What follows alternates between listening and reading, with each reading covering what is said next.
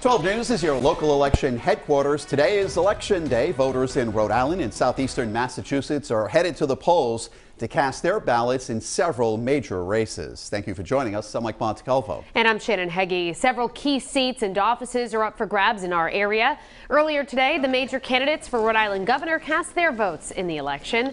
Democratic Governor Dan McKee voted in his hometown of Cumberland, while Republican challenger Ashley Kalus voted in Newport. There's also a tight race to replace Congressman Jim Langevin between General Treasurer Seth Magaziner and former Cranston Mayor Alan Fung. Fung voted in Cranston this morning, while Magaziner took part in early voting, casting his ballot on Halloween. And we have team coverage of today's elections as we wait for the polls to close. Let's begin with Tim White, who's tracking the governor's race. Tim? Mike and Shannon, without any public polls in the governor's race in the last month, it's hard to say who has the advantage going into Election Day. But if the energy the McKee and Kalus campaigns have put into the race in the last 2 weeks is any indication, both candidates think this race is competitive. Not bad for a year and a half. The biggest winners after Election Day may be television viewers. Consulting contract to a brand new company. The airwaves have been blanketed with negative campaign ads, particularly in the race for governor. But Kalus, backed by anti-choice extremists, wouldn't have signed that law. And it's not just paid advertising that's been negative. Both Democrat Dan McKee and Republican Ashley Kalus have been the subject of critical news coverage. McKee facing months of questions about an FBI investigation into a state contract. Kalus more recently under scrutiny for off-color text messages she sent to an Illinois contractor. You don't want negative news in the final weeks of the campaign. There's no question about that. 12 News political analyst Joe Fleming. How much impact is that going to have? We don't know. We don't know how much that's going to resonate with the voters at this late date. A lot of voters may have made up their mind, and they may not switch at this point. But both candidates made their final pitch on Election Day. McKee casting his ballot in Cumberland. And we're out there, letting people know that we have momentum in the state. We have the lowest unemployment rate that we've ever seen. We have a fastest recovering economy in the Northeast right now. And Kalus in Newport. It's time for change. If you want change, if you want someone that's going to make Rhode Island an affordable place to live, work, and raise a family, lower taxes, and roll back the electricity rate hike, then vote for me. Back live at the Graduate Hotel in Providence, where the state Democratic Party will be watching the election results. Polls close at 8 o'clock. Now, those attack ads came at a cost. Coming up at 6 o'clock, which campaign had the most money and who had the greatest outside support? For now, I'm going to send it live to Warwick, where my colleague Steph Machado has been tracking the 2nd congressional race. Steph?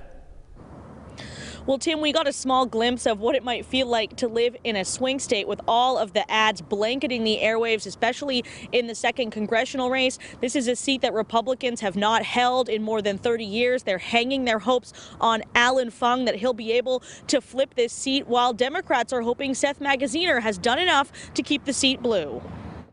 Republican Alan Fung casting his ballot in Cranston this morning. The former mayor of that city hoping the 2nd congressional district will send him to Washington. Looking forward to going down there to be their voice, a voice for not just the district, but a voice for Rhode Islanders and doing the right things for them. Democrat Seth Magaziner voted early. The state treasurer has been aiming to convince voters the seat should remain in Democratic hands. Rhode Islanders want a Congress that is in it for working people, that will fight to protect Social Security, Medicare, lower health care costs, lower energy costs, and bring Rhode Island values to Congress. This close race has resulted in more than $10 million in outside spending for the two candidates, an astounding number for Rhode Island. High-profile names have also come to the Ocean State. Republican Chris Christie for Fung and First Lady Jill Biden campaigning for Magaziner. The 2nd congressional district leans more to the right compared to the 1st, but most voters in the 2nd district are unaffiliated. The voters there are more independent-minded, willing to listen, and I think the key area in that race is to look at the city of Warwick as the numbers come in, because it's the biggest area in the 2nd CD, and again, if Alan Fung's winning Warwick, it's going to be a real tough night for Seth Magaziner to come back. So Warwick is key, says Joe Fleming, and so far this city of Warwick has had the highest turnout in the election so far, even more than Providence and Cranston. We'll see if that holds up once the final votes are cast at 8 o'clock. Of course, there are still 3 hours left to vote. Live in Warwick, I'm Steph Machado, 12 News. Steph, thank you. And it's not just Rhode Island seeing major races. There's a key local race in Massachusetts. Voters in Bristol County will decide who should serve as sheriff. Attleboro Mayor Paul Heroux is trying to unseat incumbent Sheriff Thomas Hodgson, who has held that position for the past 25 years. 12 News reporter Matt Paddock spoke with both candidates about what it would mean to win this race. Matt?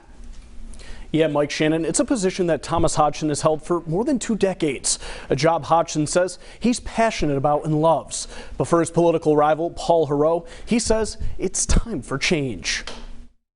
Voters across southeastern Massachusetts taking to the polls today. Most important thing we have to do, and that's to vote. It's the American dream. That's what we're here for. And one of the key local races on ballots in southeastern Mass is the Bristol County Sheriff's seat. Thomas Hodgson has been running the county jails for 25 years. This is a time for us to really double down in law enforcement and strengthen our partnerships and do everything we can in this next term to improve the quality of life and the safety issues around our communities. His opponent, Paul Heroux, thinks it's time for a change. You know, if I'm elected, I'm not going to be another sheriff for life.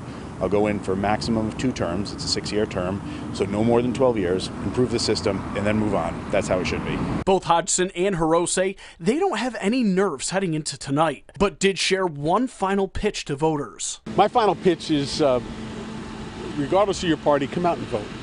This is the one opportunity we have to determine our destiny, to determine our future, to pick people who are going to serve them in public office and make decisions that are going to really matter to them and their families. Look at my record, which has not been laced with controversy, and look at his record, which has been laced with controversy, because it's time for change.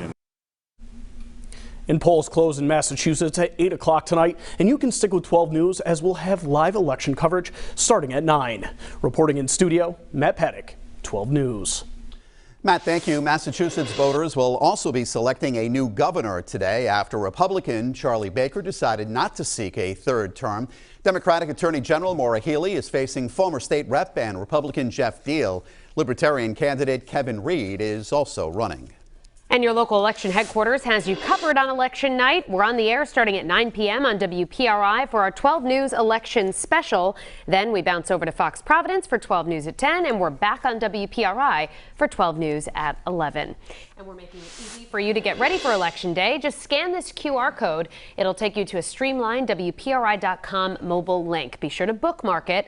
You can get up-to-the-minute results as they come in. It's all on WPRI.com and the 12 News app.